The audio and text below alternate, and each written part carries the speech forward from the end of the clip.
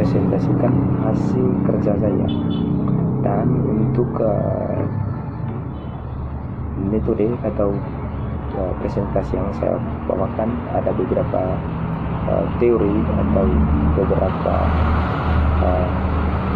materi yang saya akan jelaskan terkait dengan teori dan model komunikasi dan komunikasi lisan. Dan yang kedua, etos komunikator mendorong komunikasi yang baik dan positif. Sebelum saya melangkah lebih jauh, sebelum saya melanjutkan lebih jauh terkait dengan materi ini, terlebih dahulu kita harus memahami apa itu komunikasi. Komunikasi itu sebenarnya simpel saja. Komunikasi itu sebenarnya berada di tengah-tengah kita, tengah-tengah kehidupan sosial maupun bermasyarakat. Komunikasi itu pengertiannya pembicaraan yang dilakukan dari lebih dari dua orang ataupun lebih. Dan komunikasi juga sangat dibutuhkan untuk interaksi sesama manusia. Oleh karena itu, komunikasi tidak dapat dipisahkan dari kehidupan manusia. Sehingga tanpa adanya komunikasi ini, kehidupan manusia tidak akan berjalan dengan sempurna. Apabila tidak ada komunikasi, maka kehidupan manusia itu tiap harinya atau kesehariannya tidak akan berjalan dengan sempurna atau normal. Baik, yang kedua, dari komunikasi ini juga ada beberapa model komunikasi. Di antaranya yang pertama, model stimulus atau model stimulus respon.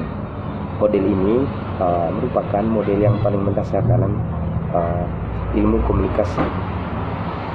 Stimulus respon menunjukkan bahwa komunikasi merupakan proses aksi komunikasi. Artinya model ini mengasumi bahwa kata-kata verbal, isyarat, maksudnya verbal, isyarat dan non-verbal, simbol-simbol tertentu akan merangsang orang lain memberikan respon dengan cara tertentu. Saya berikan satu contoh terkait dengan model stimulus respon ini. Contohnya, contoh dari model stimulus respon ini, ketika kita memberikan simbol atau isyarat kita untuk mengatakan sesuatu kepada teman contohnya, atau keluarga contohnya. Nah, disitulah teman atau keluarga membaca dengan apa yang kita berikan simbolnya itu. Contohnya kita memberikan simbol dengan menggunakan gerakan tubuh. Contohnya saya membuat komunikasi dengan menggunakan bahasa isyarat dengan gerakan tubuh yang bersifat menyuruh. Berarti dari gerakan tersebut, teman atau keluarga kita atau siapapun, ketika dia tangkap, dia mengerti dengan apa yang kita berikan isyarat, dia akan melakukan sesuai dengan apa yang kita pikirkan. Nah, selain itu juga ada juga yang namanya model Loswell. Model ini menganggap bahwa komunikasi adalah fenomena statis dan satu arah. Model ini menggambarkan tindakan komunikasi dengan mendefinisikan siapa yang mengatakan apa yang dikatakan, kepada siapa yang mengatakannya, dan dengan efek apa yang dikatakan. Maksud dari model ini, maksudnya setiap perkataan kita, setiap komunikasi kita itu harus memandang dengan siapakah kita berbicara. Contohnya, saya berbicara dengan Bapak, contohnya. Bagaimana perkataan saya agar komunikasi tersebut akan berjalan dengan baik. Begitu juga dengan orang lain yang berada di atasnya saya, maksudnya lebih tua dari saya. Bagaimana perkataan kita atau komunikasi kita untuk menjalin sebuah komunikasi yang baik. Dan yang ketiga juga ada namanya model Scrum. Model ini dimulai dari komunikasi sederhana lalu ke model yang lebih rumit, yang memperhitungkan pengalaman dua individu yang mencoba maksudnya yang mencoba individu yang mencoba dua berkomunikasi, sehingga kedua model dianggap interaksi dua individu. Yang keempat itu ada namanya Newscom. Dalam model ini, model yang kedua dari Scrum ini memperkenalkan gagasan bahwa kesamaan dalam bidang komunikasikan itu karena bagian dari sinyal. Menurut dia ini, menurut dari Newscom ini, model Newscom ini, bahwa setiap kali kita berbicara itu adalah bentuk sebuah jaringan atau bentuk sebuah sinyal dari komunikasi tersebut. Nah, ada yang kelima, ada namanya model Nefcom. Tadi Newscom, sekarang Nefcom. Melihat komunikasi dari pandangan sosial psikologi. Dari model ini, dia melihat dari komunikasi kita dari pandangan sosial psikologi. Model ini beranggapan bahwa dua yang memiliki perbedaan pada suatu objek akan seimbang ketika dua orang saling menyukai dan dua orang tersebut juga menyukai objek yang sama. Maksudnya di sini, maksudnya dari model Nefcom ini, bahwa dia beranggapan bahwa ketika kita menyukai satu objek yang sama, maka terjadilah sebuah komunikasi yang baik, atau yang kita sebut sebagai komunikasi yang seimbang. Ada juga yang terakhir, model transaksional. Model transaksional ini itu dibagi beberapa beberapa model atau beberapa pengertian, yaitu yang pertama komunikator atau sender. Nah, model komunikator ini dia mempunyai maksud berkomunikasi dengan orang lain dengan mengirimkan suatu pesan kepada orang yang dimaksud. Pesan yang disampaikan itu bisa berupa informasi dalam bentuk bahasa atau lewat simbol-simbol yang bisa dimengerti kedua pihak. Nah, maksud dari model ini, dia maksudnya ketika kita, contohnya saya berikan contohnya, ketika kita membuat sebuah surat, kita harus memahami bahwa setiap kata, kutipan kata atau kata-kata yang kita tulis dalam sebuah kertas harus dipahami oleh orang lain atau dipahami oleh orang yang menerima surat tersebut. Alasannya apa? Sehingga apa yang kita inginkan, dia akan melakukan hal tersebut sesuai dengan apa yang kita pikirkan. Dan yang kedua juga ada model pesan atau messenger, itu disampaikan atau dibawa melalui suatu media atau saluran, baik secara langsung maupun tidak langsung. Contohnya berbicara langsung melalui telepon, surat, email atau media lainnya. Nah, kalau yang ini berbeda dengan yang tadi, bahwa model ini dia lebih menekankan ke komunikasi menggunakan alat-alat atau media-media massa, contohnya telepon. Nah, di situ dia maksudnya, dalam sebuah komunikasi melalui telepon, dia berkomunikasi atau memberikan kata, melontarkan kata agar bisa dipahami oleh orang yang mendengar perkataan tersebut, sehingga dia melakukan hal tersebut sesuai dengan apa yang kita pikirkan. Dan yang berikut ada etos komunikator mendorong komunikasi yang baik dan positif. Nah, komunikasi, berbicara tentang komunikasi, kita harus pahami apa itu komunikasi. Nah, komunikasi itu adalah proses penyampaian informasi dari satu pihak ke pihak lain agar terjadi interaksi di antara keduanya. Untuk menyampaikan komunikasi akan hanya informatif, yakni orang lain mengerti dan tahu, tetapi juga persuasif, yakni agar orang lain bersedia menerima suatu pemahaman atau keyakinan melakukan suatu perbuatan atau kegiatan dan lain-lain. Nah, untuk maksud saya berikan contoh dari pengertian dari komunikasi. Komunikasi ini maksudnya, tujuannya itu sangat simpel. Kita harus berkomunikasi dengan menggunakan kata yang betul-betul harus dipahami oleh pendengar atau pembaca yang kita ingin berikan.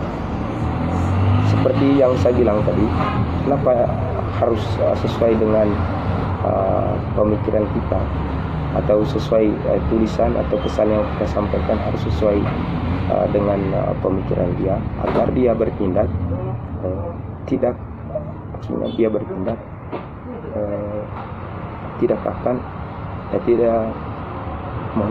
dia akan bertindak sesuai dengan apa yang kita pikirkan, apa yang kita tuliskan. Dia akan bertindak atau berlaku sesuai dengan isi surat atau isi pesan yang kita sampaikan.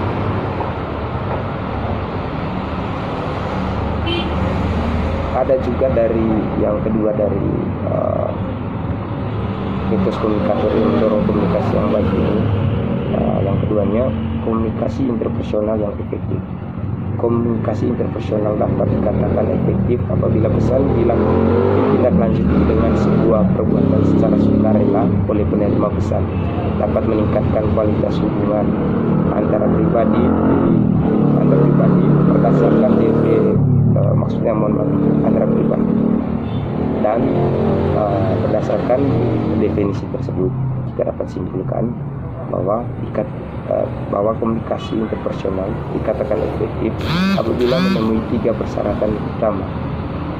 Yang pertama, pengertian yang sama terhadap makna pesan. Salah satu indikator yang dapat digunakan sebagai ukuran komunikasi dikatakan efektif adalah apabila makna pesan yang dikirim oleh komunikator sama dengan makna pesan yang diterima oleh komunikan. Pada tataran empiris, seringkali terjadi miskomunikasi yang disebabkan oleh karena komunikan memahami makna pesan yang tidak sesuai dengan yang dimaksud oleh komunikator. Nah, seperti yang saya jelaskan tadi bahwa pesan yang kita tulis itu harus sesuai dengan pemikiran bagi pembaca atau bagi yang kita ingin berikan komunikasi tersebut. Agar apa?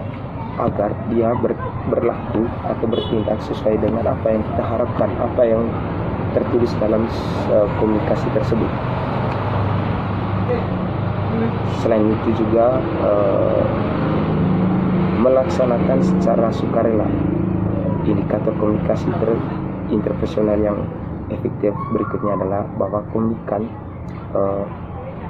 menindaklanjuti pesan tersebut dengan perbuatan dan dilakukan secara sukarela, tidak karena terpaksa.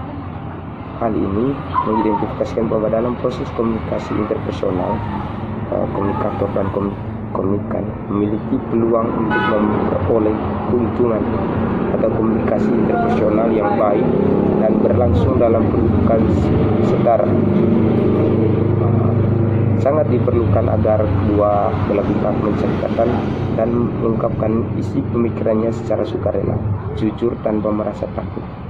Komunikasi interpersonal yang efektif mampu mempengaruhi emosi pihak-pihak yang terlibat dalam komunikasi itu ke dalam suasana yang nyaman, suasana yang tertekan. Ya, maksudnya suasana yang tidak tertekan. Maksud dari perkataan ini, saya berikan contohnya apabila kita memberikan atau melontarkan kata atau komunikasi yang baik, maka akan terbentuk sebuah situasi yang nyaman, damai, sehingga tidak akan terjadinya sebuah salah paham atau salah tanggap karena kita salah berkomunikasi. Ada juga makna komunikasi interpersonal yang efektif. Itu fungsi komunikasi interpersonal yang efektif. Komunikasi interpersonal dianggap efektif jika orang lain memahami pesan yang disampaikan dengan benar dan memberikan respon sesuai dengan apa yang diinginkan. Oke, baik. Seperti yang saya sudah jelaskan dari tadi, bahwa isi pesan itu harus sesuai. Maksudnya kita harus menulis pesan itu, menulis pesan itu harus bisa dimengerti oleh pembaca atau penerima komunikasi kita. Agar apa? Agar dia melakukan tindakan tersebut sesuai dengan apa yang kita harapkan atau apa yang kita pikirkan. Ada beberapa makna komunikasi interpersonal yang efektif. Salah satunya membentuk dan menjaga hubungan baik antara individu. Nah, untuk menjaga untuk menjaga hubungan antara individu itu, kita harus bisa berkomunikasi dengan benar dan baik. Yang kedua, menyampaikan pengetahuan atau informasi. Yang ketiga, mengubah sikap dan perilaku. Dan keempat, pemecahan masalah hubungan antara manusia. Yang kelima, citra diri menjadi lebih baik. Dan yang terakhir, jalan menuju sukses. Kenapa jalan menuju sukses? Apabila kita berkomunikasi dengan baik, maka suksesan itu sudah ada di depan mata. Karena apa? Dari komunikasi saja kita bisa menjadi orang yang sukses. Karena sekarang bukan dituntut untuk menjadi orang pintar, tapi bagaimana cara komunikasi Anda, bagaimana cara berbicara Anda ketika berada di antara, contohnya, satu organisasi atau di tengah kehidupan sosial. Baik, untuk materi ini cukup sampai di sini. Atas kekurangan dari penjelasan saya mohon maaf. Saya juga manusia, punya kesalahan, dan semoga kesalahan tersebut saya bisa perbaiki menjadi sesuatu yang benar dan baik. Dan apabila ada kata yang tidak berkenan di hati teman-teman semua, saya sekali lagi memohon agar dimaafkan sebesar-besar mungkin. Terima kasih dan sampai jumpa.